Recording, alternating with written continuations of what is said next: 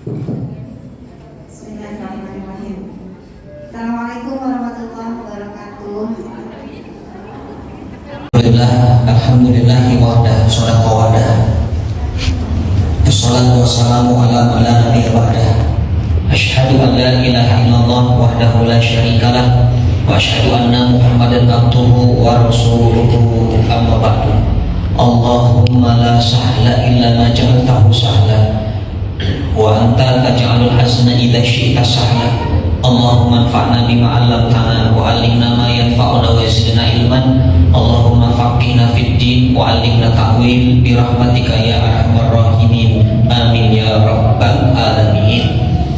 Alhamdulillahirabbil alamin. Mudah-mudahan pertemuan kita pagi hari ini dalam limpahan berkah, rahmat dan ridha dari Allah Subhanahu wa taala. Dan semoga langkah ibu ke masjid ini menjadi sebab Allah memudahkan langkahnya menuju surga. Amin ya rabbal alamin. Kesempatan yang berbahagia ini, tema kita adalah ikhlas tak berbekas. Sebenarnya kita akan membahas satu surah yang surah ini diberi nama suratul ikhlas, tapi tidak ada kata-kata ikhlas di dalam. Ya, hari ini Masya Allah membahas surah Al-Ikhlas di Masjid Al-Ikhlas. Mudah-mudahan dua ikhlas ini betul-betul membuat kita semua menjadi hamba Allah yang ikhlas. Amin ya rabbal alamin. Surah Al-Ikhlas ini di dalam Al-Quranul Karim sebenarnya ada dua. Ya, suratul ikhlas itu ada dua. Yang ma'ruf yang kita sudah sering dengar itu adalah surah Qul huwallahu ahad. Tapi ada surah lain yang disebut juga Al-Ikhlas, yaitu surah Al-Kafirun. Surah Al-Kafirun. Qul ya ayyuhal kafirun. Ya, kenapa? Karena dua surah ini kalau ibu perhatikan, isi kandungannya adalah berbicara tentang tauhid, tentang Allah Subhanahu wa taala. Hanya bedanya kalau surah Al-Ikhlas itu berbicara dari bagaimana Allah itu rububiyahnya, ya, sebagai Rabbul Alamin, ketuhanannya.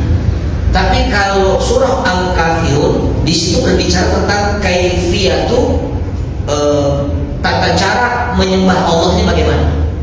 Itu bedanya. Ya, kalau di surah Al-Ikhlas tadi dikatakan Allah berbicara tentang kekuasaannya, ya, atau disebut juga keagungan nama-namanya. Tapi di surah Al-Kafirun tata cara bagaimana menyembah Allah Subhanahu wa taala. Itu perbedaannya. Tapi dua-duanya ini termasuk dikatakan surah Al-Ikhlas. Nah, apa keutamaan surah ini? Kita akan lihat keutamaannya dulu supaya nanti termotivasi, semangat untuk mendapatkan kebaikan dari surah Al-Ikhlas. Karena banyak kebaikan yang Allah berikan dari surah Al-Ikhlas. Yang pertama, thuluthus suwar, ya, thuluthus suwar, termasuk sepertiga Al-Quran, suratul Ikhlas. Dari Sa'id Al-Khudri radhiyallahu anhu, sahabat Nabi, ketika itu ada seseorang yang dia membaca Qul huwallahu ahad diulang-ulang, terus baca diulang-ulang. Dikatakan dalam hadisnya anna rajulan sami'a rajulan yaqra'u Qul huwallahu ahad yuraddiduha.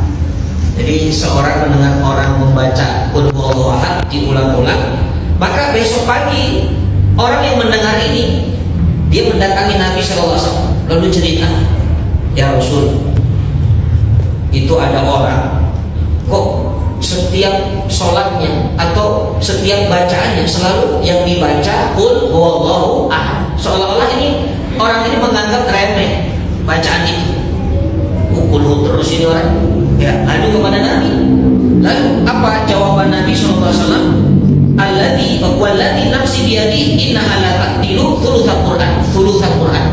Kata Nabi sesungguhnya atau demi zat yang jiwaku berada di tangannya, sesungguhnya surat itu sebanding dengan sepertiga Al-Quran.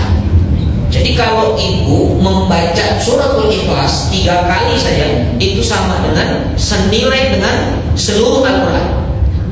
Ya, Quran itu kan sepertiganya sejarah, sepertiganya ada hukum, ya, sepertiganya ibadah. Jadi kalau dibagi, maka ada 3, sepertiga, sepertiga, sepertiga. Dan setiap sepertiganya itu dengan membaca suratul Ikhlas itu sudah mewakili sepertiga Quran. Makanya kalau mau hafal Quran tiap hari baca Al-Ikhlas 3 kali. Itu secara nilai. Ya, secara nilai. Tapi mohon maaf, walaupun kita membaca Al-Ikhlas 3 kali, tidak bisa menggantikan Al-Fatihah di dalam sholat. Tidak bisa menggantikannya. Padahal satu Quran kan nilainya. Ya, satu Quran tapi tidak bisa menggantikan surat Al-Fatihah. Artinya kalau sholat tetap harus baca Al-Fatihah. La sholata liman lam yaqra bi Fatihatil kitab. Tidak sholat kalau tidak baca Al-Fatihah. Ini sama dengan satu riwayat kata Rasulullah SAW ketika ada salah satu sahabiah Ummu Sulaim tidak bisa haji. Lalu kata Rasul, kan kamu sudah pernah umroh bersamaku, kata Nabi. Umroh bersama aku itu sama dengan haji. Umroh bersamaku di bulan Ramadan. Ada bulan Ramadan. Ya, kan kamu sudah pernah umroh bersamaku di bulan Ramadan, maka sama dengan haji nilainya. Maka ada hadis Nabi, siapa yang sesungguhnya umroh di bulan Ramadan sama dengan haji bersamaku, kata Nabi. Tapi apakah umrah di bulan Ramadan lalu menggugurkan kewajiban haji bagi yang mampu? Tidak. Ya, tetap kalau dia mampu, dia punya rezeki, dia punya keluasan waktu, dia tetap harus berhaji walaupun dia sudah pernah umrah di bulan Ramadan. Jadi hanya nilai pahalanya, tapi tidak bisa menggantikan posisi, tidak bisa menggantikan. Nah, sehingga kalau kita sudah membaca Al-Ikhlas 3 kali, jangan kita berhenti untuk baca Quran. Itu keutamaan yang pertama. Yang kedua, Rasulullah SAW saat itu mengutus pasukan, namanya Sariyah, pasukan perang, namanya Sariyah. Tapi Sariyah ini Nabi itu tidak terlibat. Kalau ghazwah perang itu Nabi ikut. Tapi kalau Sariyah itu Nabi tidak ikut, hanya mengutus. Dan lihat bagaimana Nabi memilih pemimpin pada Sariyah. Yang dicari itu bukan yang usianya sudah lebih dewasa, atau yang sudah memimpin peperangan beberapa kali dan dia menang, atau yang pandai dalam urusan memanah berkuda, bukan itu. Tapi Nabi pilihannya ditanya seluruhnya para sahabat itu, kam hafidtum minal Quran, kam hafidtum min kitabillah. Ketika sudah memilih, Nabi bertanya, berapa yang kamu hafal dari kitab Allah?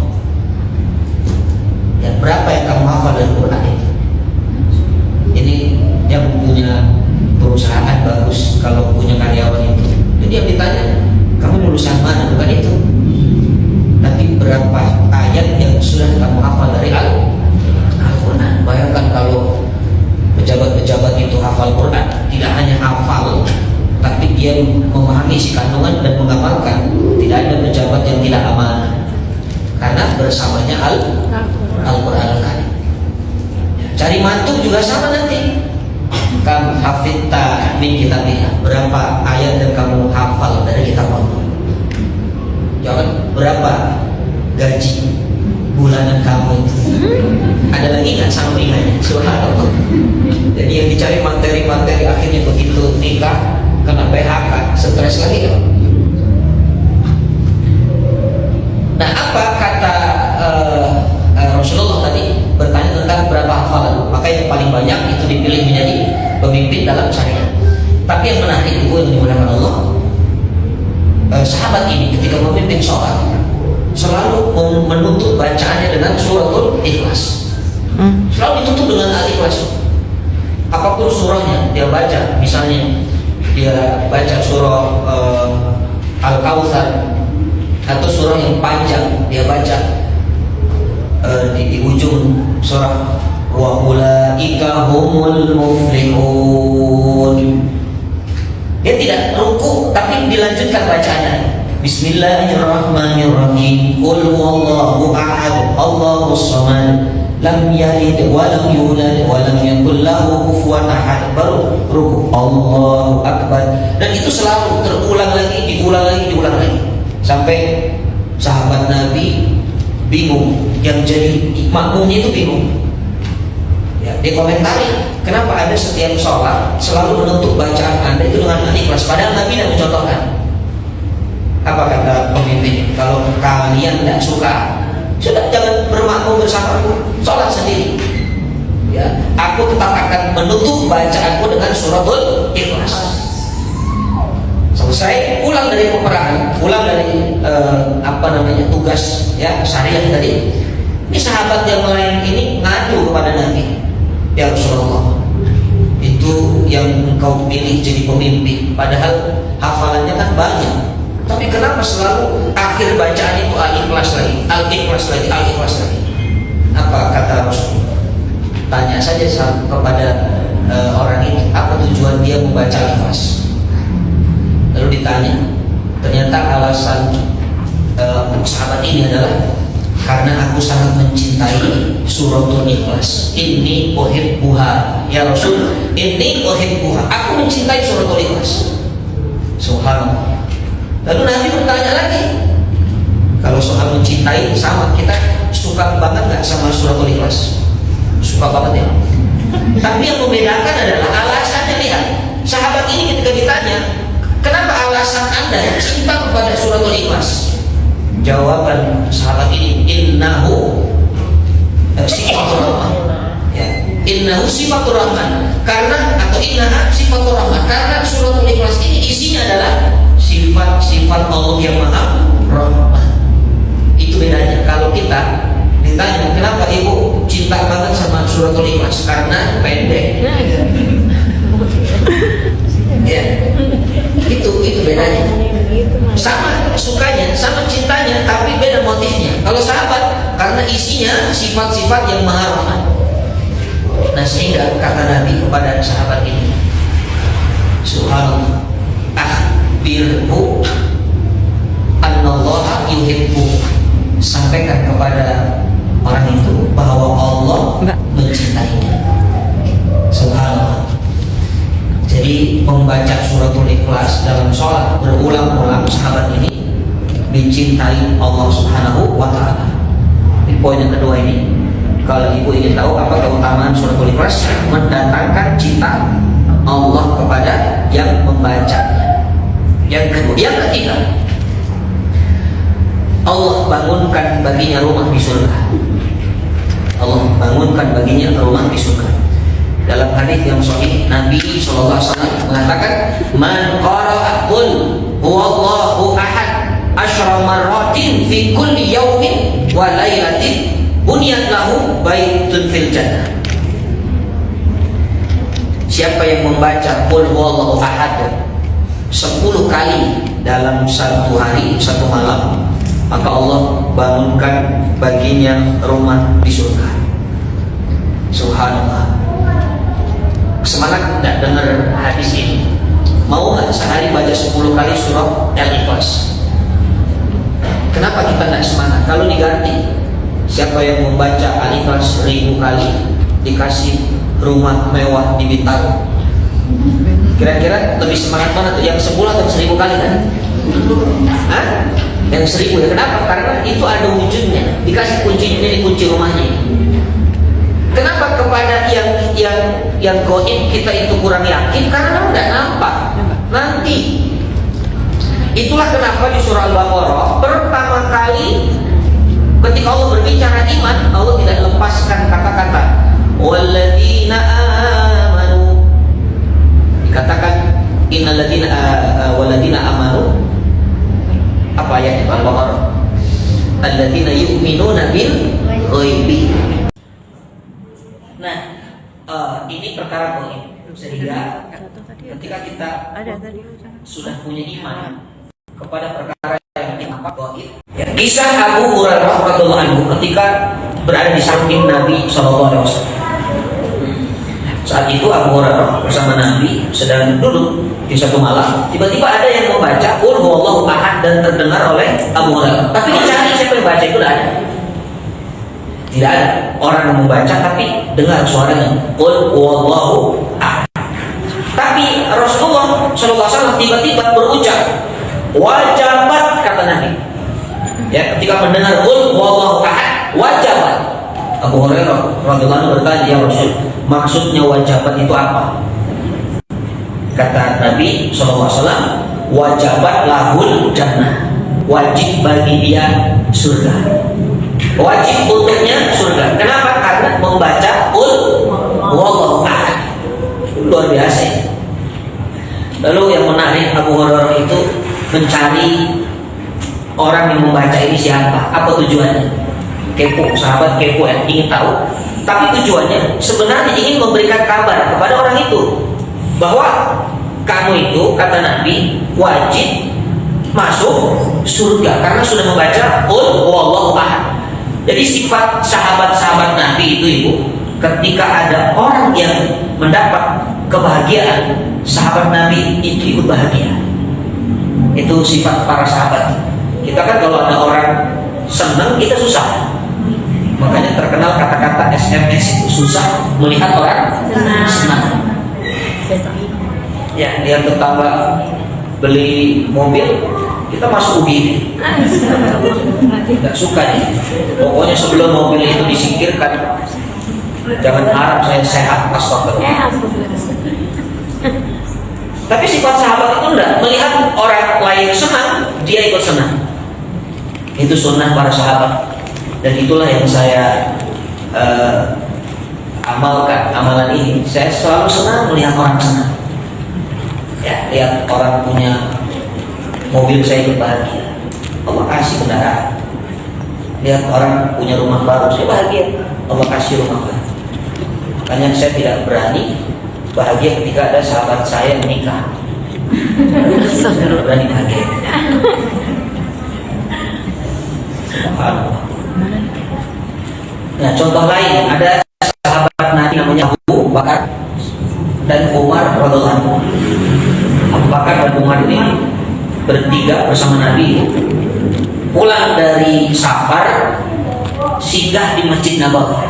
Ya, transit sebentar. Tiba-tiba sedang duduk, terdengar suara bacaan Al-Quran dari sahabat Nabi yang paling merdu bacaan. Siapa sahabat Nabi yang paling merdu bacaannya? Abdullah bin Mas'ud radhiyallahu anhu. Abdullah bin Mas'ud baca Quran. Apa komentar Nabi? Kalian dengar atau tidak? Kalau ingin tahu bagaimana Jibril ketika menyampaikan wahyu kepadaku, dengarkan Abdullah bin Mas'ud ketika membaca Quran. Subhanallah. Suaranya merdu. Nah, Umar bin Khattab, karena ini kabar gembira, ya, ini kabar gembira, kata Nabi, kabarkan kepada Abdullah bin Mas'ud baginya surga. Karena ini kabar gembira, atau dikatakan tadi kabar gembiranya suaranya seperti Jibril ketika menyampaikan wahyu, itu juga kabar gembira. Umar bin Khattab punya keinginan ingin menyampaikan kepada Abdullah bin Mas'ud radhiyallahu anhu. Besok pagi hari, sobat Abu Bakar, pagi-pagi buta itu, Umar datang ke rumahnya Abdullah bin Mas'ud radhiyallahu anhu, hanya ingin memberi kabar bahwa Nabi memujimu, Nabi mengatakan bacaan Quran itu sebagaimana Jibril menyampaikan wahyu. Ternyata sampai di rumah Abdullah bin Mas'ud radhiyallahu anhu, ya Abdullah, tadi Nabi menyampaikan bahwa bacaanmu, atau tadi malam Nabi menyampaikan bacaanmu itu sebagaimana Jibril menyampaikan wahyu. Apa kata Abdullah bin Mas'ud? Iya, Abu Bakar sudah menyampaikan itu tadi pagi. Subhanallah, ternyata Abu Bakar lebih duluan daripada Umar. Itu tuh kehebatan Abu Bakar radhiyallahu anhu. Jadi kebaikan apa yang dilakukan oleh sahabat-sahabat Nabi yang lain, Abu Bakar ternyata sudah lebih dulu melakukan. Itu Abu Bakar banget itu kalau ada teman. Ya, setiap kita ingin melakukan kebaikan, dia sudah lebih dulu melakukan. Itu Abu Bakar banget. Tapi kalau ada orang, kita sudah jauh melakukan kebaikan, dia masih tertinggal, bahkan dia tidur, itu Abu Naum. Tukang tidur namanya. Jadi kalau punya teman diajak berbuat baik itu tidak lama, tidak mikir lama, itu Abu Bakar. Diajak ngaji yuk di mana? Di kelas. Ayo, bismillah berangkat. Itu Abu Bakar betul. Tapi kalau tanya-tanya temanya apa? Ustaz siapa? Selesai jam berapa? Habis ngaji kemana? Itu Abu Jahal. Karena ditawarkan kebaikan, diajak ke surga, apa pakai tanya? Nyambung nggak maksudnya? Iya. Ini gampang melihat orang tuh. Kalau diajak kebaikan banyak hilang, banyak alasan atau enggak. Kalau segera, ya langsung. Ini Abu Bakar versi perempuan. Sama, diajak nikah, ada ikhwan, nikahin, ayo, itu Abu Bakar banget. Kalau nikahin, kerja di mana? Keturunan siapa? Udah pernah nikah belum? Nah itu hati-hati, waspada. Boleh juga kalau itu ya. Jangan tentang Abu Bakar betul diajak nikah langsung ya. Nggak lihat ini latar belakangnya siapa.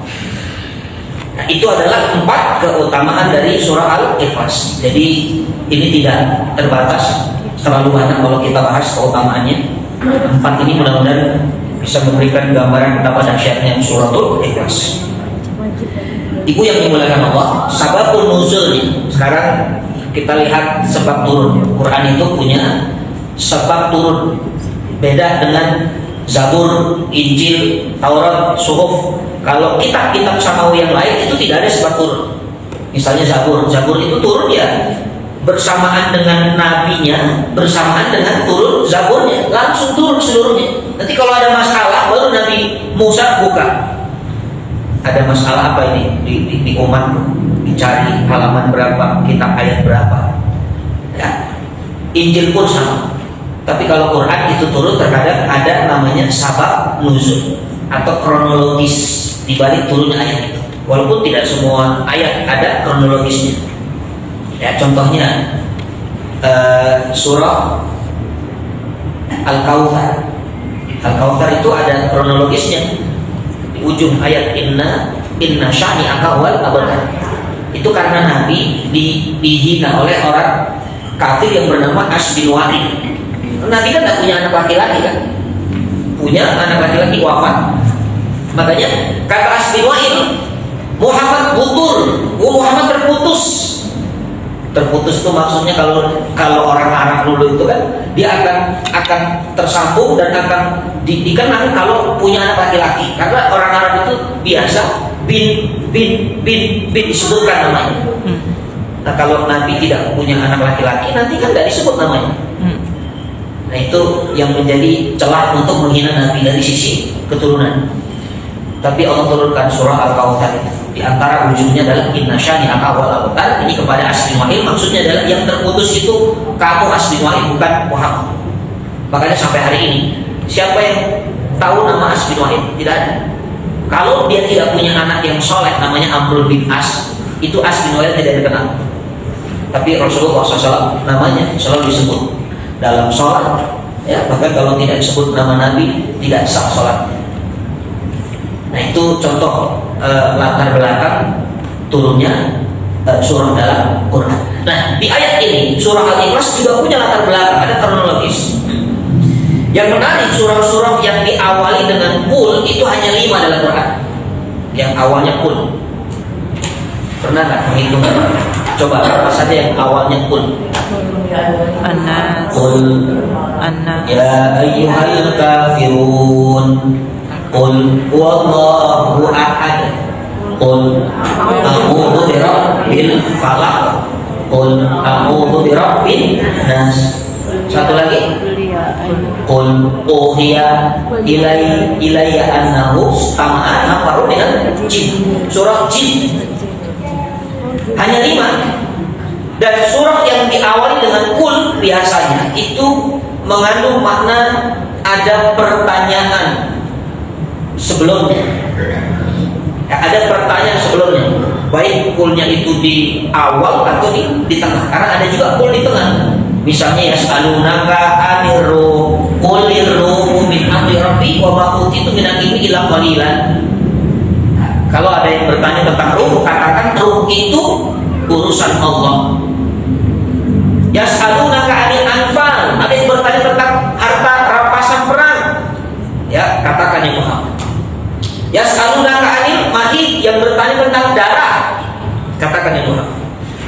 kul itu biasanya memang ada sebab orang bertanya, maka diawali dengan kata kul.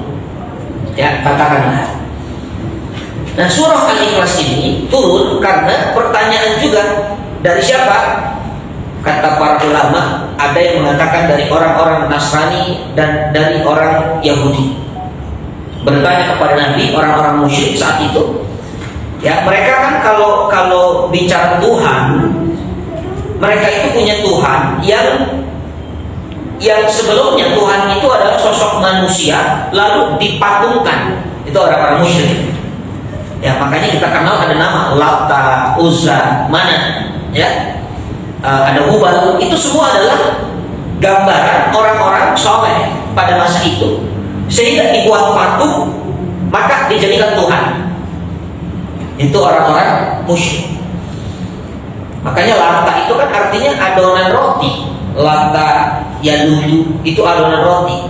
Dulu ada orang soleh pembuang roti, orangnya baik, jadi selalu membagi-bagikan rotinya kepada jamaah haji, jamaah umroh, kasih roti-roti. Ketika orang ini wafat, karena kebaikannya dikenang, dijadikan patung, makanya namanya Lata. Ya, itu gaya mereka dengan Tuhan itu begitu, bermuamalah dengan Tuhan. Makanya di zaman Ibrahim alaihissalam kan ada cuti bersama Tuhan. Tuhan itu cuti bersama.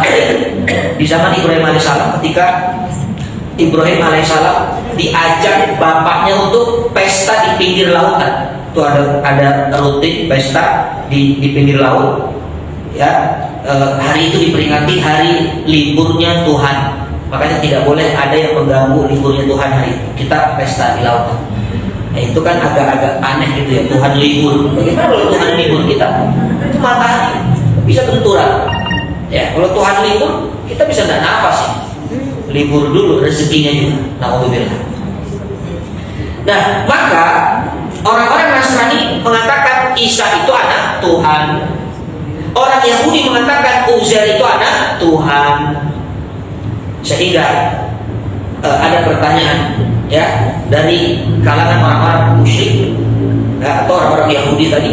Mereka bertanya, "Ya Muhammad, sif lana rabbak." Ini sebab turun, "Ya Muhammad, jelaskan kepada kami sifat Tuhanmu itu bagaimana?"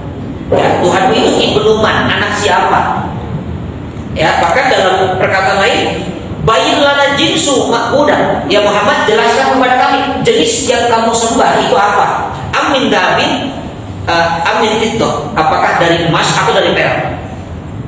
Itu pertanyaannya. Sehingga ya Allah turunkan anzalallahu hadhihi suratul karimah. Allah turunkan surah yang mulia ini, suratul Ikhlas.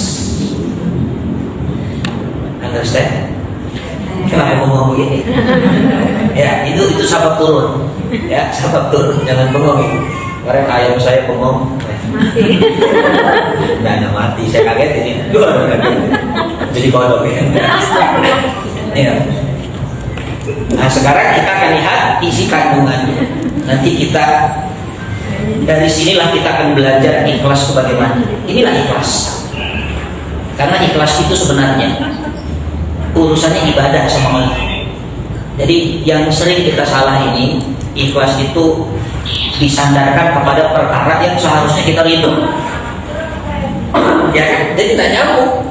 Nah, apa-apa senang saya hilang, saya ikhlas. Memang sedang hilang, ibu lagi sholat.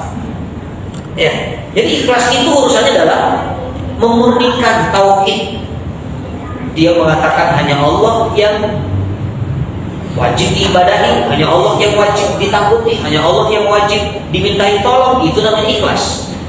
Kalau sendal hilang kita nerima, itu ridho. Disakiti orang kita diam, itu ridho.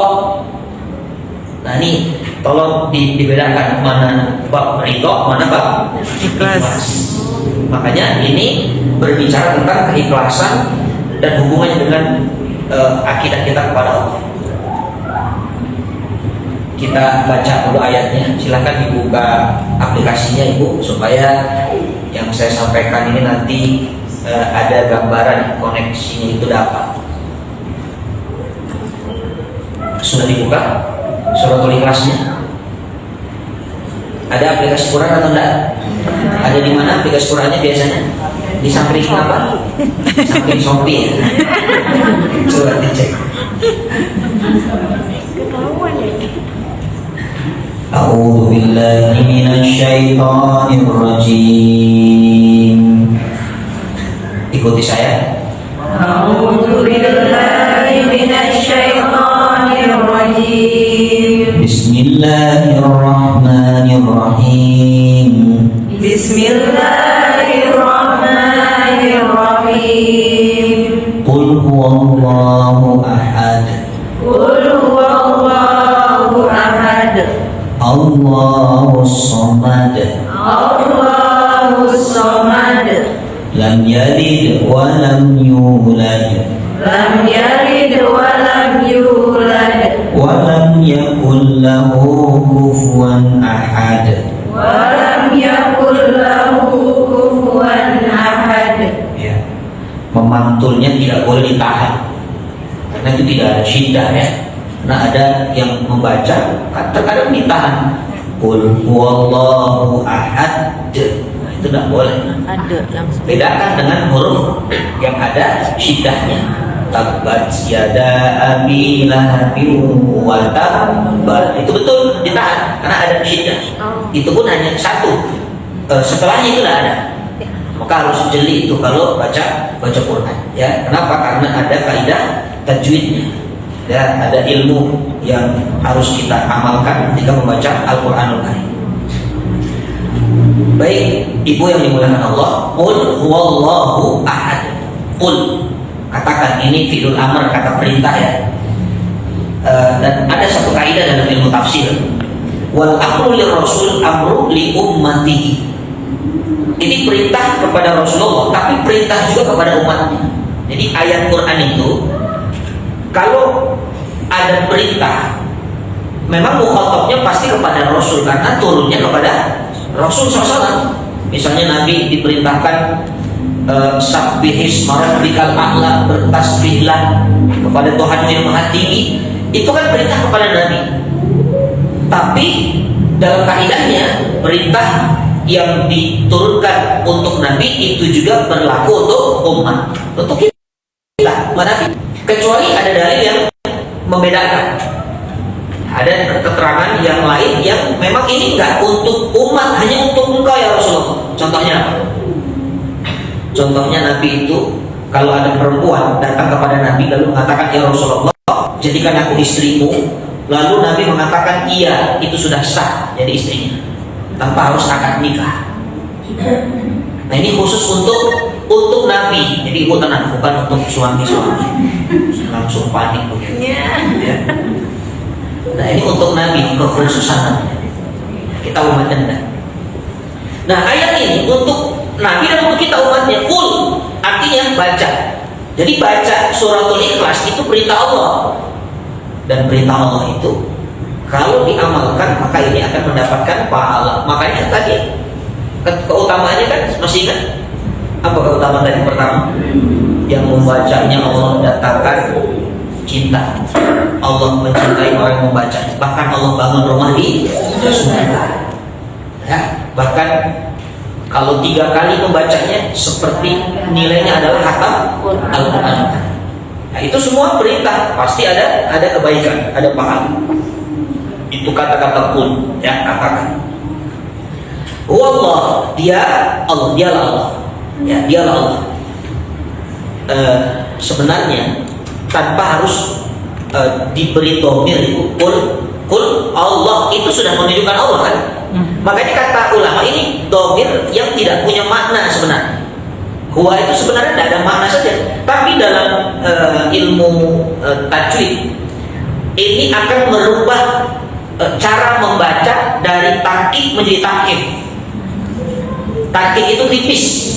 Ya, coba kalau tidak ada huwa, bacanya gimana? Kulwa. Gimana? Kul Allah. Bukan kul Allah. Kul Allah. Kulillah. Kulillah. Ya, kalau tidak ada huwa, kulillahu ahad. Ya kan? Kulillahu ahad.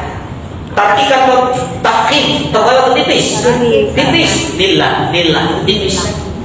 Makanya salah satu fungsi huwa ini kalau dari pendekatan tajwid ya, huwa itu merubah menjadi taf'il. Huwa Allah, menunjukkan bahwa Allah itu maha besar.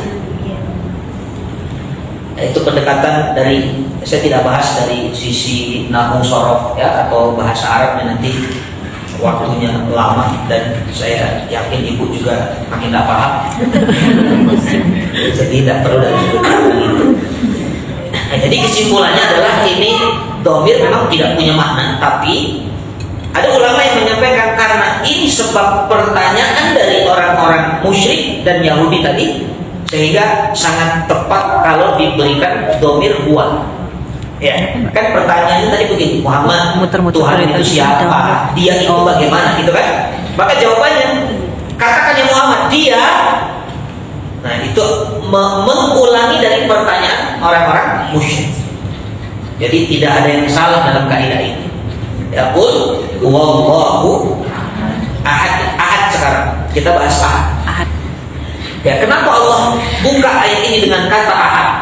Ahad itu artinya esa, ibu. Kalau esa itu tidak ada sebelum dan sesudahnya. Makanya Allah tidak sebutkan kata wahid. Kalau wahidun satu, berarti kalau wahidun ada itsnain. Kalau wahidun sebelumnya ada sifrun, apa sifrun? Nol. Ada sifar. Ada salasatun, ada arbaatun, ada khamsatun, terus. Tapi kalau ahad itu tidak ada. Nah, ini untuk menguatkan bahwa Tuhan yang diceritakan ini tidak seperti Tuhan kalian, karena di Mekah dulu terkumpul 360 berhala di Ka'bah itu. Ya, masih ingat siapa yang pertama kali membawa berhala ke Mekah? Tokoh dari suku Jurhum, namanya Amrun bin Nuhai, Khuza'ah, ya, suku Khuza'ah, namanya Amrun bin Nuhai. Dia bawa berhala namanya Hubal dari Yaman masuk ke Mekah. Setelah itu dia buat kebijakan, karena pemimpinnya Amrun bin Nuhai. Dia buat kebijakan setiap kabilah harus punya berhala. Maka masing-masing kabilah berlomba-lomba dia buat berhala, sampailah terkumpul 360 berhala. Apa kata Nabi? Ya, aku melihat Amrun bin Luhai menarik khususnya ke neraka jahanam. Amrun bin Luhai. Kenapa? Budilah dinul Arab, ya, dia telah mengganti agama orang Arab. Agama tauhid diganti menjadi agama berhala. Makanya kesyirikan itu naudzubillah, ya. Luar biasa dahsyat hukuman dari Allah Subhanahu wa taala. Nah, itu kenapa Allah buka dengan ahad. Nah, ahad ini kata ulama, ahad ini dalam zatnya. Jadi ahadun fi dzatihi wa wahidun fi sifatihi. Ibu, ini tidak terlalu berat kan? Saya tidak mau bebani karena ibu ini luar biasa datang ke sini, belum lagi nanti mikirin pulangnya, ya, belum lagi anak di rumah lagi libur ini ngapain, belum lagi mikirin CLBK, cucian lama belum kering, dicuci lagi. Saya tidak mau bebani ini. Kira-kira masih bisa dipahami dari? Masih ya? Soalnya wajahnya mengerikan sekali, tidak biasa aja. Sendu. Kalau ibu agak berat, minta sama Allah, Rabbi zidni ilma warzuqni fahma. Ya. Mudah-mudahan Allah pahamkan ya ibu, ya. Mudah-mudahan Allah pahamkan. Baik, kita lanjut. Jadi ahadun itu di zatnya, dalam zatnya, dan wahidun kalau satu, esa dalam zat, satu dalam sifat. Kalau sifatnya kenapa wahidun? Karena sifat Allah tidak satu, banyak. Sifat Allah itu Ar-Rahman, Ar-Rahim, itu kan sifat-sifat Allah. Ya, Al-Ghafur, As-Sabur itu sifat Allah. Tapi sifat Allah jangan pernah disamakan dengan sifat makhluknya. Kita ini makhluk Allah, memang terkadang kita ittisafu bi sifatillah. Kita kadang-kadang mensifati sifat Allah. Iya, betul. Contoh, ada seorang yang suka memberi, tuh, suka ngasih. Walaupun tidak diminta itu. Ya, ibu, kalau ada orang suka ibu kasih, walaupun dia nggak minta, ada orang di jalan kasih makanan, kasih apa, itu adalah sifat karimnya Allah. Sifat kita sedang mensifati sifat Allah yang karim. Karim itu kan memberi tanpa diminta, itu namanya karim. Perempuannya karimah. Karena kadang-kadang kita kalau ada yang minta baru kasih. Tapi kalau ada orang nggak minta tapi dia memberi, kita nggak minta dia memberi, itu namanya karim. Itu kan sifat Allah. Termasuk puasa. Ini puasa itu mensifati sifat Allah karena Allah tidak makan, Allah tidak minum. Tapi bedanya lihat, kalau karimnya Allah selamanya, itu tuh bedanya. Kalau karimnya kita temporer, kalau lagi ada mah karim, ya kan? Lagi ada nih ngasih karim, tiba-tiba orang lewat, bu, kok saya nggak dikasih lagi? Maaf, sekarang saya bukan karim lagi. Sekarang saya uji. Oh, bukan nama itu, bukan nama, sifat ya. Nah itu tuh bedanya tuh. Allah tidak makan, tidak minum selamanya. Kalau kita tidak makan, tidak minum hanya dari terbit fajar sampai terbenam matahari. Itu ada bedanya. Jangan disamakan. Ya Allah, Ghafur. Apa itu Ghafur? Pemaaf. Ya Allah memaafkan. Kita juga pemaaf. Kita karena sudah ngaji, pokoknya ada yang salah saya maafkan. Tapi pertanyaannya, apakah sifat pemaaf kita selamanya? Dan juga coba itu orang berkali-kali dia bikin salah, dimaafkan lagi, salah lagi, dimaafkan lagi, salah lagi, dimaafkan lagi, keempat kali disantet. Subhanallah. Tidak ada maaf lagi bagimu. Subhanallah. Ya. Kalau kata Ustaz Dulung itu apa ya? Saya lupa itu. Mangga, apel, stroberi, sorry nggak level. Kebalik ya. Stroberinya kemana? Ya Allah. Apel. Coba gimana? Stroberi, mangga, apel, sorry.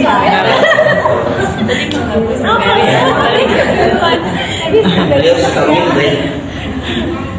Nah itu manusia. Kalau memaafkan ada tendensi siapa yang minta maaf nih? Oh kalau ini orang-orang yang mungkin dia punya kuasa dia saya maafin. Tapi kalau orang biasa nggak penting lah maafin dia.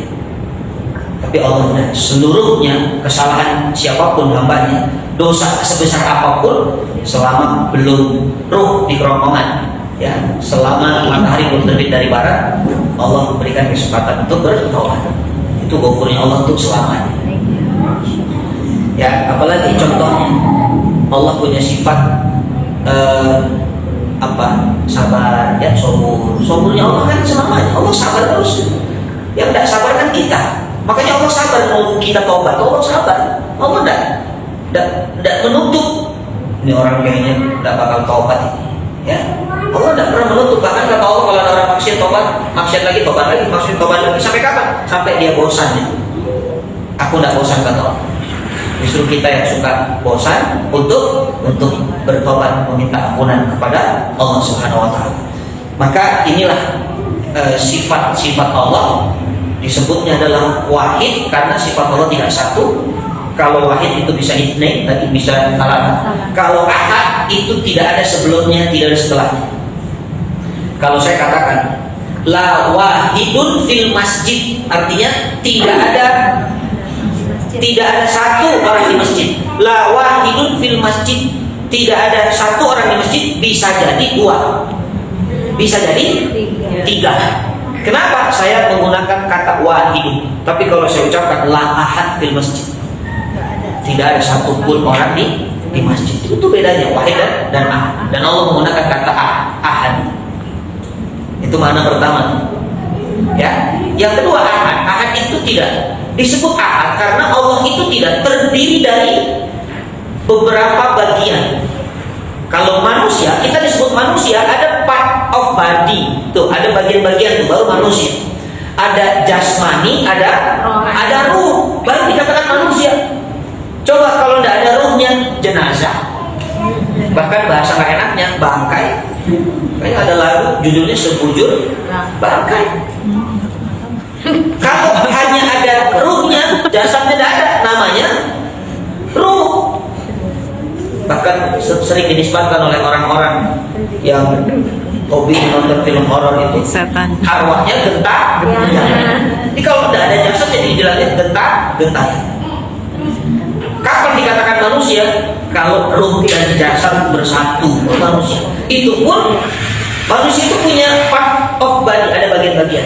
Kalau cuma jantungnya ada itu bukan manusia, ya jantung. Nah, kita ada tangan, ada kepala, ada kaki, ada pundak, ya. Makanya sampai terbentuklah satu lagu, kepala, pundak, lutut, kaki, lutut, kaki. Itu karena apa? Karena ada bagian-bagian yang harus dijelaskan. Seperti jam dinding, ini ada jam dinding. Itu disebut jam karena ada bagian-bagian, ada angkanya, ada jarumnya, ada baterainya.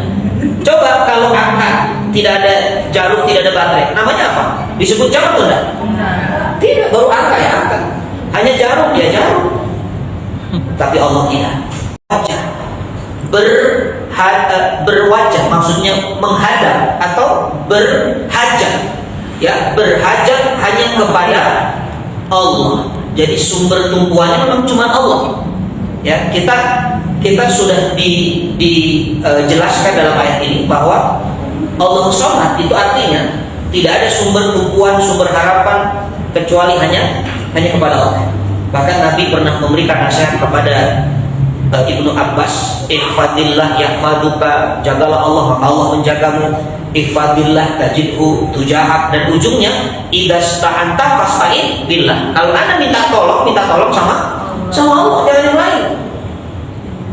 Nah, itu mana soman yang pertama. Jadi tempat tawakal, tempat bergantung, sumber tumpuan itu hanya Allah.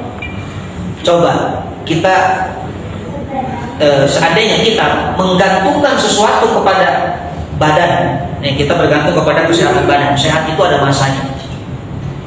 Makanya nanti usia-usia 60, 70 itu sudah butuh yang namanya tongkat, ya. Artinya bersandar kepada badan itu tidak lama, ada masanya. Tapi bersandar kepada Allah dengan sifat Allah As-Somad itu selama-lamanya Allah tetap menjadi As-Somad. Dan ini juga jadi rahasia itu. Kenapa surah As-Somad itu surah Al-Ikhlas, maksudnya diletakkan di antara Al-Lahab dan Al-Falaq. Coba lihat surah As-Somad, surah Al-Ikhlas itu adanya di mana? Apanya? Di antara Al-Lahab dan Al-Falaq. Ibu sadar atau tidak, dua surah ini Al-Lahab dan Al-Falaq menggambarkan kelemahan manusia yang butuh sadaran yang kuat, yaitu Allah. Contoh surah Al-Lahab itu. Surah Al-Lahab menggambarkan seorang paman Nabi yang membenci Nabi, bahkan tidak hanya membenci tapi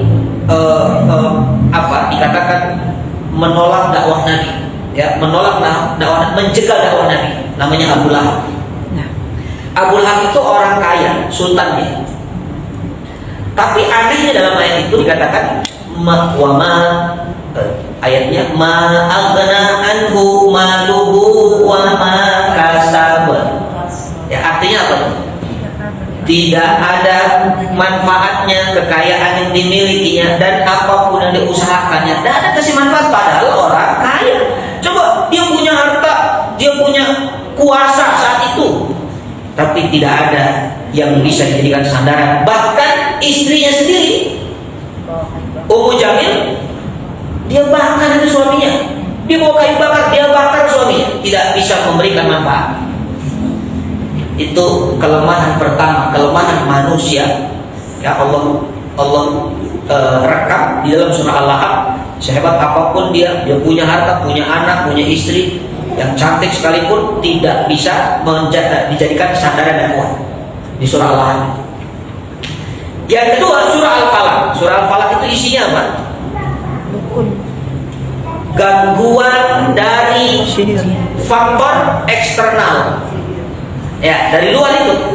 Kalau surah An-Nas itu berbicara faktor internal, gangguan yang datang kepada kita tapi dari dalam. Kalau Al-Falaq dari luar. Qul a'udzu birabbil falaq. Min syarri ma khalaq. Yang pertama, keburukan yang Allah ciptakan, makhluk yang Allah ciptakan. Apapun makhluk Allah ini berpotensi mendatangkan keburukan buat kita, makanya kita berlindung kepada Allah. Suami berpotensi nggak mendatangkan keburukan? Berpotensi itu. Ya, kayak kadang suami, mohon maaf, KDRT itu kan keburukan. Bahkan level lebih parah lagi KDRW, KD provinsi terus. Atau istri mungkin nggak mendatangkan keburukan bagi suami, mungkin. Anak-anak kita mungkin. Bahkan sekitar kita ini alam, makanya ada bencana, ada gempa bumi. Makanya minta perlindungan kepada Allah dari kejahatan makhluknya, karena kita ini lemah. Tanda orang lemah itu minta perlindungan, itu tanda orang lemah. Dan salahnya orang itu minta perlindungan kepada yang lemah lagi, itu yang salah. Harusnya kan kalau minta perlindungan, yang melindungi harus lebih kuat dari yang dilindungi, kan begitu kaidahnya. Dan siapa yang paling kuat untuk melindungi? Allah, tidak ada lagi. Min syarri ma khalaq wa min syarri ghasik. Ghasik ini tidak waqab. Dari apa? Ghasik itu malam ya. Malam apabila dia datang. Malam juga makhluk Allah ini. Dijelaskan di sini. Di ayat kedua itu makhluk Allah secara general. Tapi ayat selanjutnya lebih spesifik, yang berpotensi mendatangkan keburukan itu waktu malam. Makanya kejadian-kejadian buruk terjadi biasanya di waktu malam. Begal datang waktu malam. Ya. Kemudian dunia-dunia malam, klub malam itu yang berpotensi suami ya mungkin mabok, ya judi apa itu terjadi di waktu malam. Makanya minta perlindungan kepada Allah di waktu malam. Lebih spesifik lagi, wa min syarri naffatsati fil uqad. Ini kita lagi mampir ke surah Al-Falaq ini. Nafatsat, buhul bukan sihir. Lebih spesifik lagi, biasanya kejahatan malam itu juga dimanfaatkan untuk orang-orang yang iri, orang-orang yang benci sama orang tuh. Dia kirim sihir, dia kirim telur, dia kirim macam-macam. Yang keempatnya itu wa min syarri hasidin idza hasad, dan minta perlindungan dari Allah dari orang yang hasad. Orang hasad itu ya, kenapa Allah sebutkan orang hasad ini? Karena orang hasad itu lebih parah dari kejahatan sebelumnya. Ya, coba kejahatan sebelumnya dari makhluk Allah di waktu malam melalui perantara dukun itu biasanya satu masalahnya, orang punya penyakit hasad. Makanya penyakit ini dahsyat betul sampai Allah minta kita berlindung dari orang hasad. Kalau orang pelit kita tidak usah minta berlindung. Ada kepada orang hasad kita diminta berlindung dari keburukan orang yang berbuat hasad. Nah, ayat ini menunjukkan kita juga lemah. Allah kita juga lemah. Makanya dua kelemahan ini kalau ingin mendapatkan kekuatan, sumbernya ada di surah yang ada di antara keduanya, yaitu surah Al-Ikhlas di ayat Allahus Samad.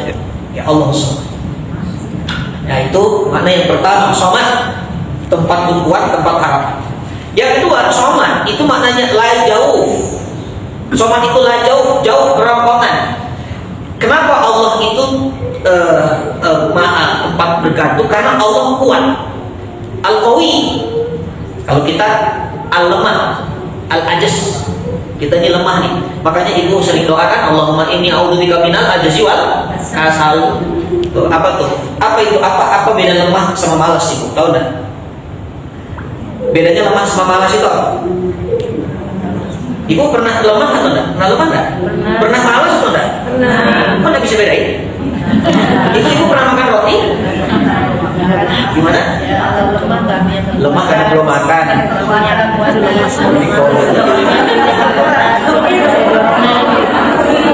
Males gak ada dorongan. Rame juga ya Mbak. Kalau males ada dorongan. Rame juga yang datang. Ya boleh juga sih. Tapi begini saya sampaikan supaya pas definisinya lurus. Ya, lemah itu punya keinginan kuat tapi tidak mampu berbuat. Itu sederhananya begitu.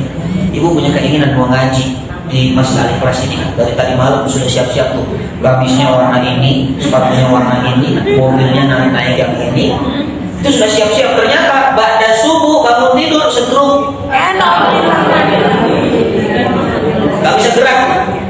berat, tidak bisa bangun, itu namanya lemah. Itu namanya lemah. Kelemahan itu di luar kuasa kita. Tapi kalau malas, dia punya keinginan, dia bisa melakukan, tapi dia tidak mau berbuat. Itu bedanya tidak mampu dan tidak mau. Berarti kalau malas itu pilihan. Iya. Ya, pilihan. Coba kira-kira yang lebih sering malas atau lemah? Malas. Ya, kita hidup di zaman dimana mau malas saja malas. Sudah akut namanya, ya. Nah, maka kenapa kita ini lemah? Kenapa Allah kuat? Lihat bedanya ini, perhatikan. Karena Allah la jauh, Allah nggak punya rongga, kita punya rongga. Setan dulu ketika Adam diciptakan, Adam itu kan belum ditiupkan ruh, Adam masih ditidurkan di surga. Setan itu jalan-jalan masuk ke dalam tubuh Adam, dia masuk, makanya setan sudah paham mana titik-titik di mana manusia ini lemah. Kalau jadi tinggal ditekan tombol ini, tombol marah, marahnya. Setan sudah paham itu. Makanya setan itu kan kalau kita hilang zikir, kosong, masuk dia ke dalam hati kan. Ya, kalau kita zikir dia keluar. Hondas itu keluar masuk ke setan. Dia sudah tahu tombolnya, di tombol pelit ini. Pelit. Ini tombol suudon, suudon. Setan sudah paham betul karena sudah pernah masuk ke dalam jasadnya Adam dan dia mengatakan ini makhluk lemah. Kenapa? Punya kerongkongan, punya jauh, punya lubang. Nah, ciri makhluk lemah itu dia punya lubang. Kenapa? Karena makhluk yang punya lubang, satu dia butuh makan dan dia butuh dikeluarkan. Ya kan? Makanya kita butuh makan atau enggak? Butuh makan. Salah satu kelemahan kita kalau kita nggak makan, ibu, lemah itu. Makanya puasa Ramadan kemarin mengajarkan kepada kita betapa manusia itu lemah. Baru disuruh tidak makan tidak minum dari terbit fajar sampai maghrib saja, itu siang-siang lihat kecoa dikira rumah. Saking lemahnya manusia, Allah gitu kan. Lihat tabung gas itu di Allah melon. Banyak kesemelan. Karena kita punya lubang, tidak hanya makan tapi keluar. Ya, buang air itu, buang air besar itu kan dari lubang. Tahu itu kalau kecoa, kecoa. Dan dua-duanya itu adalah bagian daripada tanda bahwa manusia itu lemah. Tidak hanya lubang, ada telinga, ada lubang, hidung, ada lubang, semua ada lubangnya. Itu adalah bentuk daripada lemah, ya, kelemahan. Makanya kalau nggak makan, kita repot. Nggak keluar, itu juga repot. Ya, dua-duanya. Tapi mana lebih nikmat itu? Makan atau ketika buang air, mana lebih nikmat itu? Ini harus dibahas nih, karena hampir supaya tidak salah nanti. Mana yang lebih nikmat, makan atau buang air? Hah? Ya, yang lebih nikmat adalah ketika buang air besar. Kenapa? Karena sudah terbukti disiapkan makanan sehebat apapun, senikmat apapun, kalau ada satu rasa yang namanya kebelet, kita tetap akan mendahulukan itu daripada makan. Betul? Berarti kebelet itu lebih nikmat. Iya benar. Sehebat apapun ibu mau dandan tampil cantik di restoran, kalau sudah muncul satu itu jelek ibu. Kalau sudah diselesaikan itu suatu. Itu adalah somat Allah kuat, tempat bergantung, karena Allah itu lajau, artinya padat. Bisa dikatakan somat itu padat. Jadi tidak ada rongga, tidak ada pori-pori. Ya. Kita kenapa ada pori-pori? Karena kita lemah sehingga kita keluar keringat. Ya. Keringat salah satu bukti kita itu ada rongga, ya, ada pori-pori. Allah tidak. Makanya Allah kuat. Ya, analoginya begini. Baja sama besi mana lebih kuat? Baja kan? Iya. Makanya dulu ada film Satria baja hitam kan? Ada Satria besi hitam. Kalau besi itu tangannya kosong, itu dipukul rusak. Baja dia kuat. Kenapa? Tidak ada rongga kan? Tidak ada rongga, tidak ada pori. Ya, ini supaya memudahkan saja. Makanya orang yang hatinya tidak kosong itu manusia paling kuat. Tidak kosong dari ayat Quran, tidak kosong dari pikir. Itu manusia paling kuat. Jadi manusia paling lemah itu ketika hatinya kosong, ya, kosong dari ayat Allah, kosong dari zikir, Maka kekuatan itu ada di kolbu kita, ada di hati kita. Sayyidina Ali pernah Ibu ketika merenung, dia lihat gunung, dia katakan ini gunung paling kuat. Ternyata gunung dihancurkan oleh manusia dengan besi, dengan alat berat. Oh, dia katakan besi paling kuat. Ternyata dia lihat lagi besi dibakar di suhu 600 derajat, dia meleleh, tidak kuat. Oh, berarti api yang lebih hebat dari besi. Ternyata lihat api juga disiram hujan atau air padam. Oh, berarti air lebih kuat daripada api. Ternyata air juga terbawa oleh angin. Itu air laut ditarik, lalu disimpan di awan, awan bergerak ke timur ke barat ya. Terbawa oleh angin, oh berarti angin lebih hebat. Tapi ternyata Ali bin Abi Thalib melihat ada manusia, dia bisa membangun gedung, membangun rumah, sehingga angin tidak bisa membawanya. Oh berarti manusia lebih kuat daripada angin. Tapi ternyata Ali bin Abi Thalib melihat manusia yang tidur, ngantuk tidur. Oh berarti tidur lebih kuat, ngantuk lebih kuat. Tapi ada orang nggak bisa tidur Ibu karena ada masalah. Ada masalah, berarti masalah lebih kuat. Kita kalau lagi ada masalah susah tidur. Ternyata ada orang yang walaupun dia punya masalah, dia punya Allah, hatinya tidak kosong. Dan inilah makhluk yang paling kuat. Itu kesimpulan dari Ali bin Abi Thalib berdoa. Maka manusia yang kuat itu manusia yang bukan manusia yang tidak ada masalah, tapi ketika dia punya masalah, dia yakin bahwa ada as-somad yang selalu menjadi tempat bergantung, menyelesaikan, mengadukan, memberi solusi dari semua masalah. Ya, as-somad itu as-somad Allah, as-somad. Ya, somad juga yang ketiga, somad adamul baqi. Adamul baqi itu artinya tidak berubah, kekal selama-lamanya. Ya, intinya kalau kita bergantung kepada Allah selamanya tidak akan pernah kecewa. Jadi kalau bergantung kepada badan tadi, nanti kalau badan sudah mulai pakai tongkat, kita sudah bergantung kepada tongkat. Bergantung kepada suami, nanti kalau suami sudah tidak punya penghasilan, maka kita akan kecewa, akan bersedih hati. Bergantung kepada kecantikan badan, kecantikan diri sekarang, mungkin usia sekarang, ya ibu masih kelihatan glowingnya, cantiknya, ya masih kuatnya. Tapi nanti di usia sudah 60-70 itu sudah langsung pipit semuanya, ribut. Makanya jangan bergantung kepada sesuatu yang tidak kekal, tidak abadi. Nah, itu makna somad. Lam yalid wa lam yulad. Kita lanjutkan, lam yalid wa lam yulad. Allah tidak melahirkan, Allah tidak dilahirkan. Artinya Allah tidak punya ibu, Allah tidak punya bapak, Allah tidak punya pasangan, dan Allah tidak punya anak. Itu makna lam yalid wa lam yulad.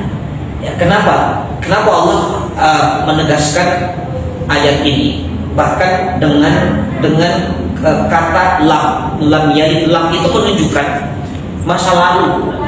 Dari sejak dulu Allah itu memang tidak melahirkan, Allah tidak dilahirkan, dan Allah tidak punya pasangan. Makanya dengan menggunakan huruf lam, walam. Karena orang-orang Nasrani Yahudi, kita balik lagi. Orang-orang Nasrani, orang Yahudi, mereka mengira Allah itu punya anak. Orang Nasrani mengira anak Allah itu adalah Isa. Kenapa? Karena nggak punya bapak. Itu masalah mereka itu. Karena nggak punya bapak, ini berarti bapaknya Tuhan ini. Makanya Allah katakan itu sesat, itu pemikiran yang sesat, dan itu menyesatkan, dan itu salah besar. Karena apa? Karena kalau soal nggak punya bapak, Nabi Adam lebih hebat lagi, nggak ada bapaknya. Ya, Nabi Adam nggak ada bapaknya. Ini Isa masih lumayan ada ibunya. Adam nggak ada ibu, nggak ada bapaknya. Seharusnya dia melihat ke sana. Seharusnya mereka melihat ke sana. Maka dipatahkan asumsi mereka ini yang salah. Ya, kenapa mereka tidak meyakini Adam itu anaknya Tuhan? Mereka meyakini Adam itu nabi. Padahal Adam juga tidak dilahirkan dari rahim seorang ibu dan juga tidak punya bapak. Dia pemikiran yang tidak sinkron sebenarnya. Ya, kalau tidak punya bapak saja, Hawa tidak punya tuh. Adam waktu nikah sama Hawa tidak pakai wali. Kalau ada wali tidak ada. Ada mau nikah dan mau ya sebentar wali awak mana wali awak? Nah, langsung dinikahkan. Begitu bangun tidur kaget siapa anda? Biai amrin makhluk, tujuan apa menciptakan kamu? Di aku nusakan Allah untuk menemanimu, tenang, sakinah di atas muka bumi. Subhanallah, menjadi khalifah. Makanya orang Nasrani ini dia katakan Allah itu punya anak namanya Isa. Itu tidak benar. Ya, bahkan Allah katakan inna matala Isa kama tali Adam. Isa itu seperti Adam. Maksudnya itu memang Allah yang menciptakan. Ya, diciptakan dari turab dari tanah. Orang Yahudi menyangka Uzair itu juga anak Allah. Nah, orang Yahudi, kalau Nasrani Isa yang dijadikan sangkaannya, kalau Yahudi adalah Uzair. Uzair ini seorang laki-laki yang tidur 100 tahun. Ditidurkan Allah 100 tahun. Kalau Ashabul Kahfi 309 tahun, dia 100 tahun, 1 abad, 100 tahun. Ketika bangun ada seorang nenek yang tidak percaya kalau dia itu Uzair. Lalu nenek itu katakan, kalau kamu betul Uzair itu hafal Taurat, bisa mengobati orang sakit, lalu dibaca dan diobati sembuh. Oh, ini benar ini Uzair. Sehingga diputuskan Uzair itu anak Tuhan oleh orang-orang Yahudi. Ya, padahal itu orang soleh. Uzair itu orang buat Allah, banatullah. Ini juga dipatahkan. Makanya dikatakan lam yalid walam yulad. Ayat terakhir walam yakul lahu kufuwan ahad. Dan tidak ada sesuatu apapun yang menyerupai Allah. Dan kembali lagi ahad lagi. Ujungnya ahad. Ini menarik ayat ini. Satu-satunya surah yang huruf akhirnya semuanya sama. Qalqalahnya semuanya sama. Dal semua dal. Ya. Ahad, samad, yulad, ahad ya. Tapi surah Al-Lahab, surah Al-Falaq itu huruf qalqalah memang, tapi berbeda hurufnya. Watab, kasab, beda-beda kan. Falaq, ya, khalaq. Kemudian hasad, waqab. Tapi surah Al-Ikhlas itu semuanya dengan huruf dal. Ya, Allah a'lam itu menarik dan diawali dengan ahad, ditutup dengan ahad. Allah ingin menegaskan bahwa memang tidak ada menyerupai Allah siapapun, satupun itu. Ya, satupun makhluknya. Saya harus jelaskan Ibu, dalam bahasa Arab itu kalau sama, ya, sama itu bisa disebut dengan kata misal, padahal misal, ya, semisal gitu kan, berarti sama. Nah, kalau misal itu adalah 50-50, ukurannya 50-50 kalau misal. Ya, misalnya ini ada buah, ya, buah yang semisal, berarti 50% bisa mirip, bisa tidak mirip. Itu namanya misal, ya, atau mislu atau masil. Ada juga syafi, namanya syafi. Dalam satu hadis, man tasyabbaha biqaumin fahuwa minhu, gitu kan? Ya. Siapa yang menyerupai? Nah, syafi itu artinya menyerupai, artinya sebagian sama. Hanya sebagian saja yang sama. Kalau tadi 50% bisa persis. Kalau ini sebagian yang sama. Nah, kalau nadir, ada juga nadir itu persamaannya sedikit. Persamaannya nggak banyak, sedikit. Nadir sedikit. Nah, tapi ayat ini menggunakan kufu. Allah tidak mengatakan walam yakul lahu mithlam ahad. Ya, Allah tidak mengatakan walam yakul lahu syabbah atau dikatakan syabbahan ahad. Tapi walam yakul lahu kufuwan ahad. Apa itu kufu? Kalau kufu itu gimana coba? Kita kan sering dengar tuh kalau nikah tuh yang sepupu gitu kan. Sama Iya, setara, sesama, tapi ukurannya bagaimana? Nah, makanya di sini kata para ulama ahli lughah, ahli bahasa ya menyampaikan tadi kalau misal masil tadi 50-50. Kalau syafi sebagian Kalau nadir sedikit persamaannya. Kalau kufu, kata ulama, merangkum semuanya. Iya semuanya. Jadi kufu itu bisa 50, bisa sebagian, bisa 70. Sedikit. setengah, bisa sedikit, mau banyak mau sedikit, itu tidak ada menyerupai. Jadi maksudnya Allah itu mau sedikit, mau banyak, mau setengah, mau sebagian, tidak akan mungkin ada yang menyerupainya. Itu namanya kufu. Makanya menikah dengan orang sekufu artinya walaupun punya persamaan sedikit itu sudah sekufu namanya. Paham nggak? Ya, misalnya dari sisi makan bakso sama, tapi minumnya beda. Saya suka makan bakso sama, saya bakso. Bakso apa? Bakso urap. Aduh, saya rudal. Memang ini dia keturunan Iran.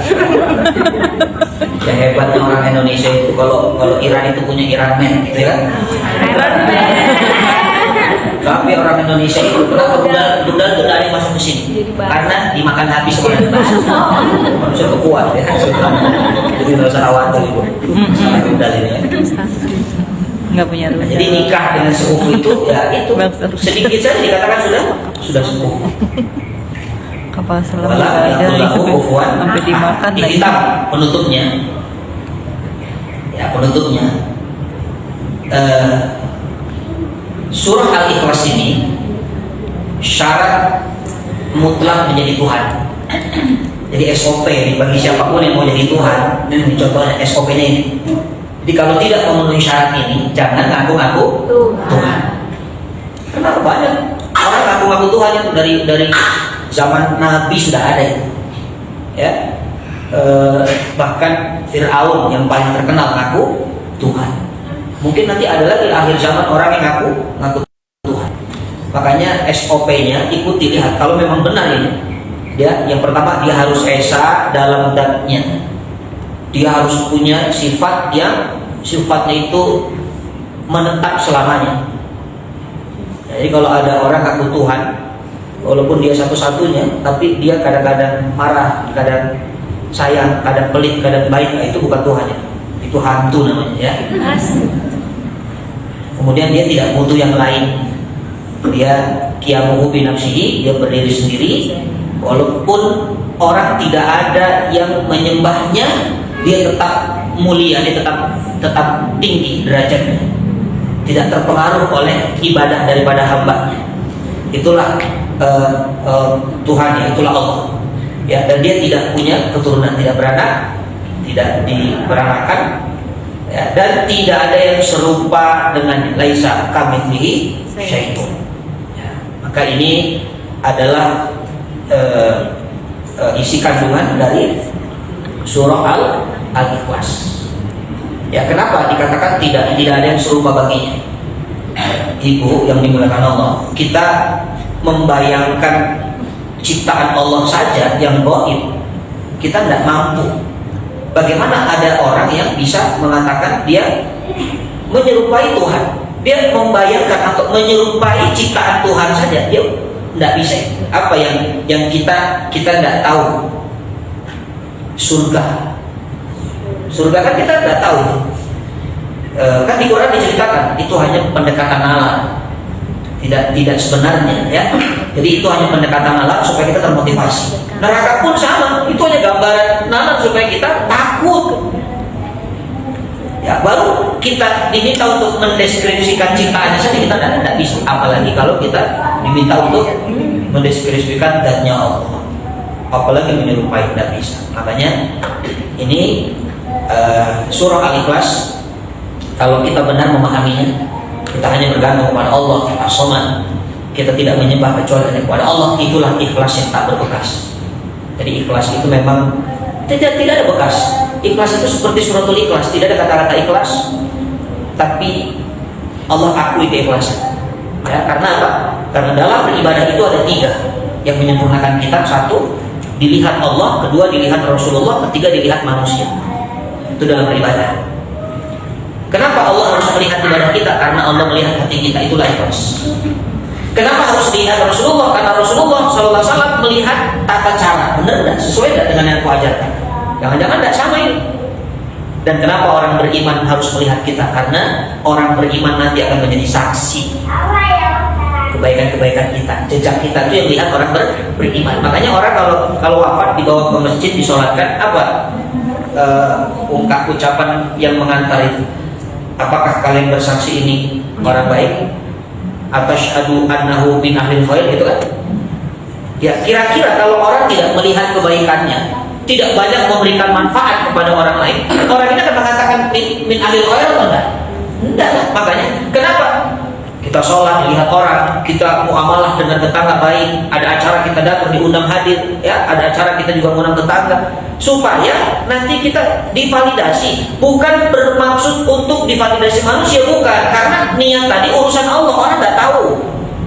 Kan sudah terbagi 3 tadi. Oh, orang ini ke masjid niatnya karena apa? Karena Allah. Orang nggak tahu, yang orang rasakan manfaatnya ini. Emang orang tahu ada orang bagi-bagi sembako. Niatnya orang itu kita koreksi. Yang kita tahu orang itu orang nggak baik. Niatnya nanti di ujung baru kelihatan. Oh, ternyata 2009 nyalon dia. Baru tuh kita agak sedikit komentar jaga. Tapi selama ini kita nggak sadar. Ya, tapi kalau dia wafat, kita akan mengatakan innahu min ahlil khair, dia ahlil khair. Kenapa? Kita banyak merasakan manfaat dari kebaikan. Coba kalau orang nggak ngerti, ditanya, apakah dia ahlil khair? Bilang aja khair.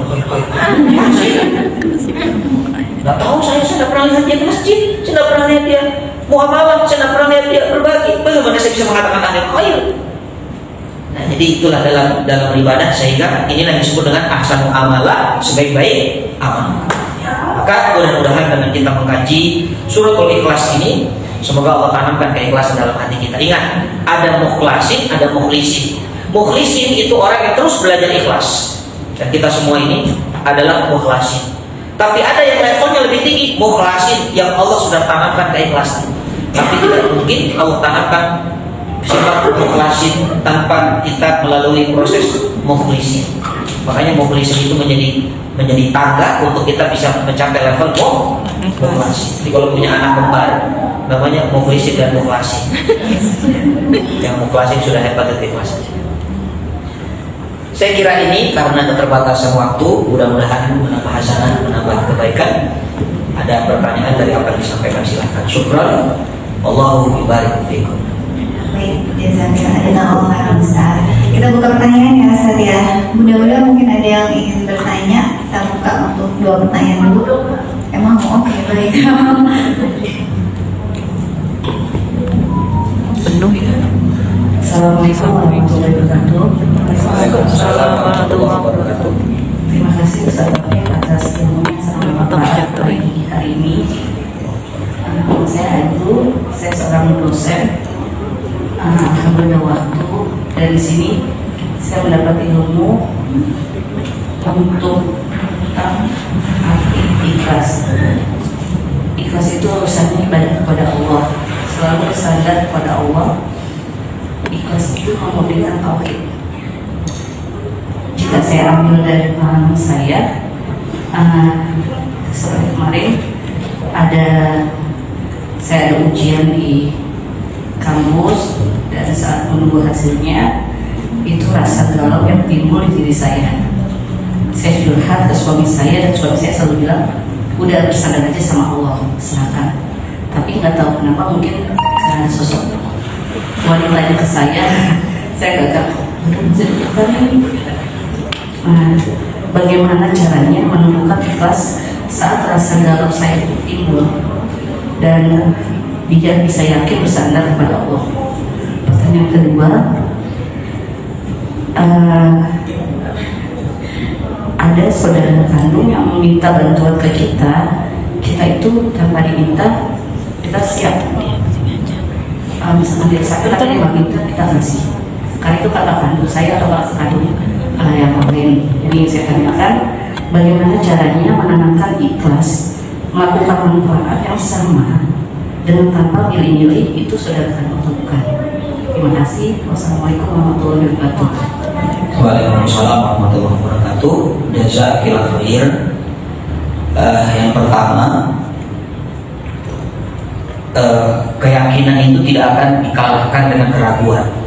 Jadi kalau kita ragu, masih ada rasa tarik menarik ya, ingin melakukan kebaikan atau menunggu jawaban dari apapun yang kita sudah ikhtiarkan, ada rasa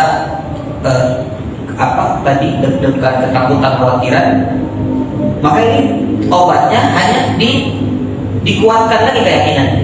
Karena kalau sudah kuat keyakinannya, tidak akan mungkin dikalahkan dengan keraguan. Karena obatnya memang al-yakin sudah. Ya, al-yakin, obatnya yakin. Nabi itu ketika Nabi sudah didaulat menjadi Nabi tidak ragu. Wah, masa sih saya Nabi? Nah, begitu kan? Nabi Iqra bismi rabbikal ladzi khalaq, atau ketika mendapat perintah di surat tentang dakwah itu, wa rabbaka fakabbir wa thiyabaka fatahhir. Itu kan Nabi diminta untuk fa'andir, ya, untuk berdakwah. Nabi bergegas berdakwah, nggak ada keraguan. Nah, sehingga sifat yakin ini memang tidak mungkin bisa kita dapatkan kecuali kita betul-betul mempelajari daripada sirah Nabi ataupun sirah para sahabat.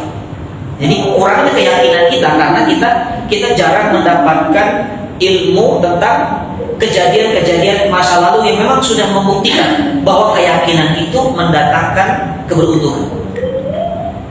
Ya, jadi mungkin banyak-banyak baca sirah Nabi, sirah para sahabat untuk menguatkan kita bahwa kalau sudah Bismillahi tawakkaltu 'alallah, itu sudah tidak ada lagi keraguan, tidak boleh ada keraguan. Kenapa? Yang kita jadikan sandaran, tempat bergantung, itu sudah tempat Allah yang ada membaki, dia kekal, dia selama-lamanya, tidak akan bisa berubah. Ya, itu poin pertama, dikuatkan lagi keyakinannya. Ya, poin kedua, kalau ada keraguan, apa yang membuat kita ragu? Coba, biasanya itu kalau keraguan ada sebabnya itu. Mungkin melihat pengalaman ya dari teman, dari sebelum kita. Nah, kalau ada keraguan dari sebab pengalaman, yakinkan bahwa masing-masing manusia itu punya takdir yang berbeda. Jangan dijadikan acuan ketika ada orang gagal di posisi yang sama, kita melakukan hal yang sama. Jangan-jangan saya gagal seperti ini. Karena masing-masing sudah ada porsinya kan. La yukallifullahu nafsan illa usaha, kita harus yakin. Ya, balik lagi ke yakin tadi. Ya, kadang-kadang masa lalu itu bisa mendistraksi kan, ya kan? Masa lalu itu paling gampang. Gak usah deh. Kan contohnya udah ada kemarin. Kenapa ketika kebaikan bisa mendistraksi kita, keburukan mendistraksi kita, kebaikan tidak bisa? Makanya tadi kuat-kuatan mana yang dilihat.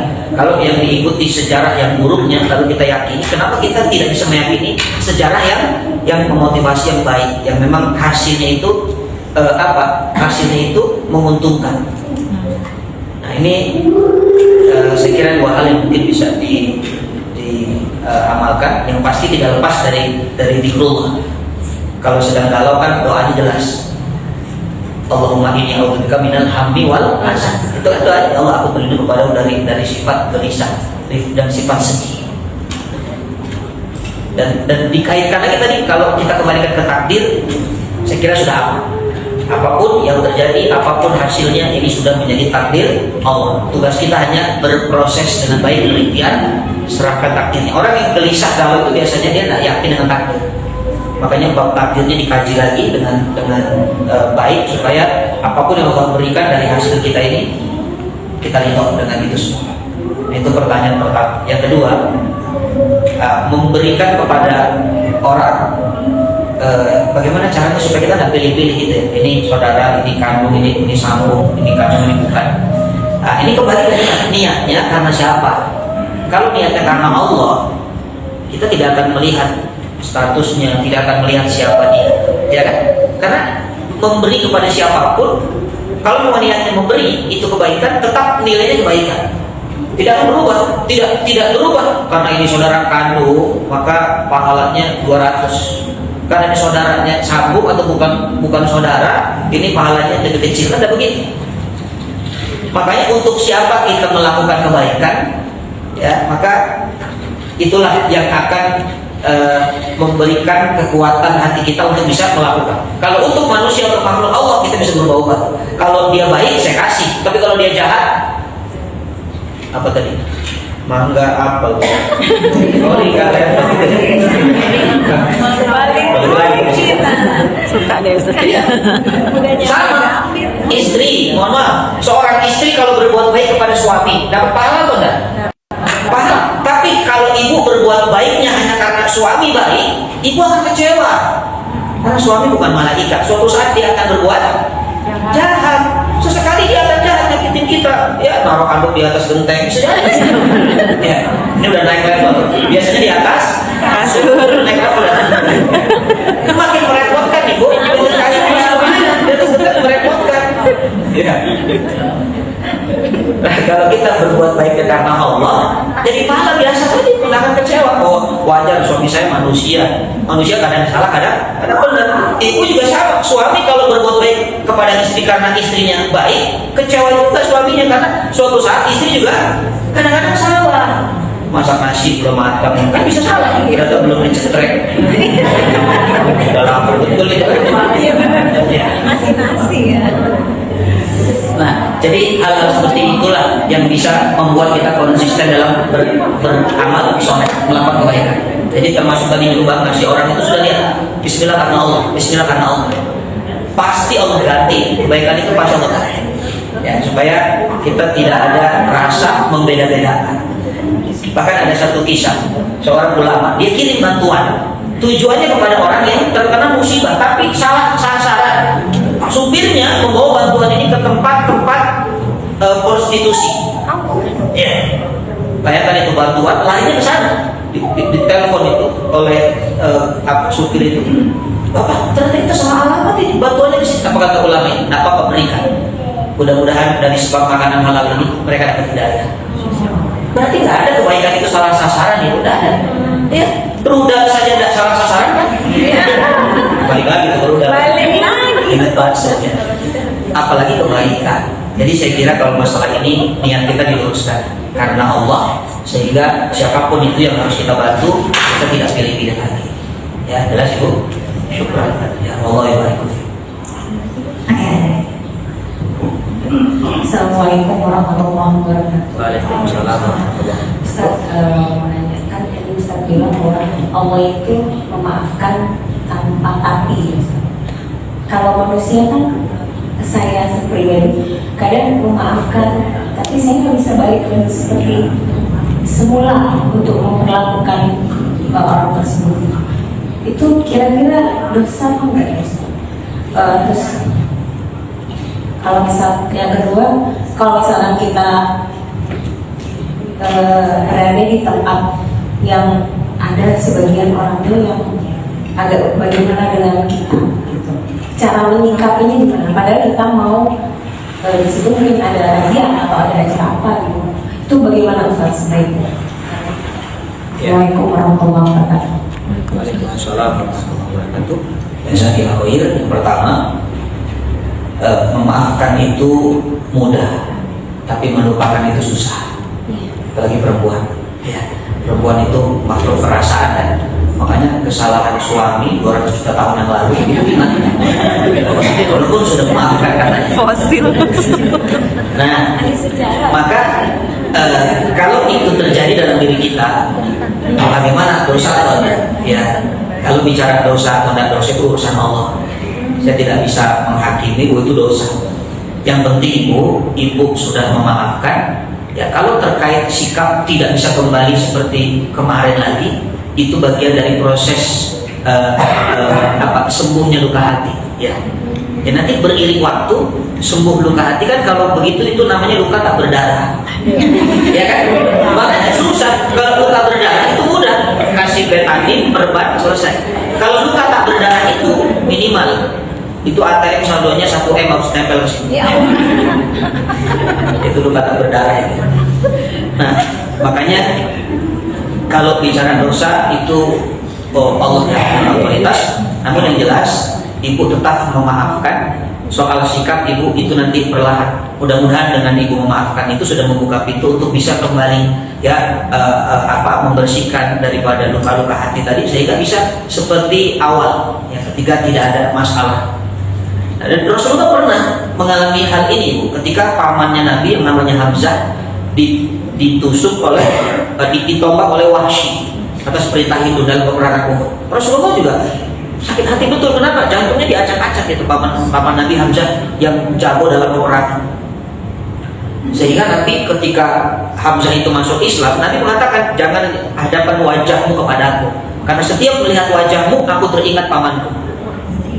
Ya, sama, ibu pun boleh kalau ada orang yang begitu ketemu di suatu acara atau suatu komunitas pertemuan, jangan lihat wajahmu, karena setiap aku lihat wajahmu aku ingat kelakuanmu. Nah, itu boleh, nama Pak Rasul. Makanya ibu suruh dia pakai helm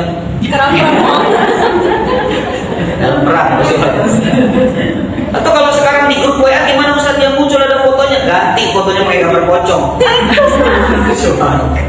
Ya, jadi itu hal yang naluri ya, saya kira itu berproses. Mudah-mudahan nanti beriring waktu ibu sembuhkan lukanya tadi dan ibu bisa kembali menerima dengan lapang dada. Ya, yang penting sudah memaafkan, tidak ada dendam. Ya, yang kedua apa tadi pertanyaan yang kedua? Berada di tempat yang mungkin Ada orang yang tidak suka dengan kami. Oh, ya itu tadi ya, Rasulullah ya, berada di satu tempat kita dengan orang yang kita tidak suka. Kalau kita bisa menjaga hati kita, tidak apa-apa kita ke sana, tapi jaga hati kita. Tapi kalau kira-kira merusak hati kita, lebih baik hindari itu. Ya, hindari. Kenapa mendahulukan meninggalkan kemadharatan itu lebih baik diutamakan daripada melakukan kebaikan. Ya, jadi meninggalkan yang haram itu kan menimbulkan penyakit hati, nanti bisa ghibah, nanti bisa benci, bisa dengki, bisa marah. Lebih baik ditinggalkan. Walaupun itu undangan. Ya, kita tidak datang ke undangan demi supaya kita tidak menimbulkan maksiat, ya, atau menimbulkan madharat di sana. Itu boleh, bahkan lebih diutamakan. Misalnya ada undangan, kata Nabi dalam hadis yang sahih, hak seorang muslim kepada muslim itu 6, diantaranya kalau diundang datang, gitu kan?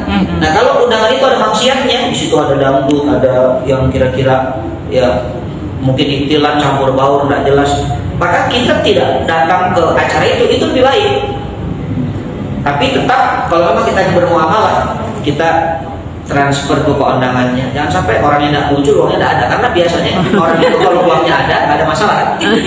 Kalau saya tidak bisa datang ya, nggak apa-apa. Transferan yang penting. Nggak apa-apa, nggak ada masalah. Mungkin belum waktunya. Tapi saya transfer kok. Oh iya, alhamdulillah aman. Jadi kalau dikit cuma tidak datang ya, tapi nggak bisa transfer ya, blokir ibu. Udah tidak datang orangnya, datang uangnya. Dasar pelit, astagfirullah. Ya. Jadi itu ibu. Syukran Allah baik. Sekarang satu pertanyaan terakhir boleh? Boleh, silakan. Ya gini Ustaz, alhamdulillah ini kan saya dikelilingi oleh keluarga, teman-teman yang sangat baik gitu ya, maksudnya sering memberi gitu Ustaz. Cuma ada tapinya. Jadi setelah memberi gitu ada kan yang kadang mengungkit atau lain sebagainya gitu. Kita tuh tahu gitu bahwa karena dia sering memberi, kemudian dia kadang suka mengungkit itu, bukan mengungkit sih, lebih ke lebih ke pamrih lah, lebih ke arah pamrih, suka menjelaskan, iya kan gue suka gini segala macam gitu. Kita tuh saya tuh tahu gitu, misalnya nanti dia kayak gini nih, nanti kalau habis ngasih nanti dia kayak gini nih. Itu kita menyikapnya kayak gimana ya Ustaz? Kayak gitu. Jadi ini karena sering terjadi gitu. Terima kasih. Ya, jasa khilafil. Ada orang yang karakternya memang dia menceritakan apa yang sudah diperbuat, tapi dalam konteks dia tahadduts bil nikmah.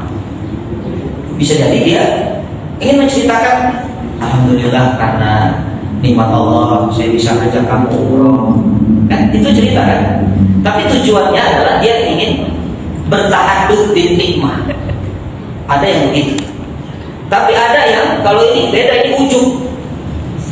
Dia ceritakan dia bangga, kalau nggak ada saya kamu nggak akan kamu umroh, kalau nggak ada saya kamu.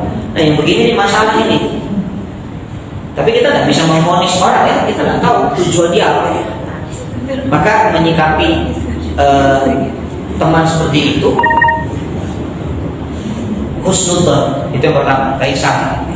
Oh mungkin dia memang tahadduts bin nikmah, sudah itu paling aman, sudah hati kita selamat juga kan. Iya. Karena kalau kita suudzon, ini orang apa namanya, pamer banget sih ini, ujung cerita lagi. Nah, maka menyikapi teman, dan ada orang begitu, ada ya pasti kita punya di antara sahabat itu yang begini. Nah, dia ingin dilihat apa kontribusinya, perannya, ada. Ya, nggak apa-apa, itu jadikan ladang amal ibadah kita. Ibadah baik sangka. Jadi setiap kalau mau belajar baik sangka itu temenin dia, jangan ditinggal. Telepon, saya susah baik sangka, kamu datang ya? Saya mau belajar baik sangka sama Oke. Bisa, tidak mau jadikan. Nanti kan dia tanya, maksud lo? Ya, jelaskan begitu. Ya, tidak apa-apa.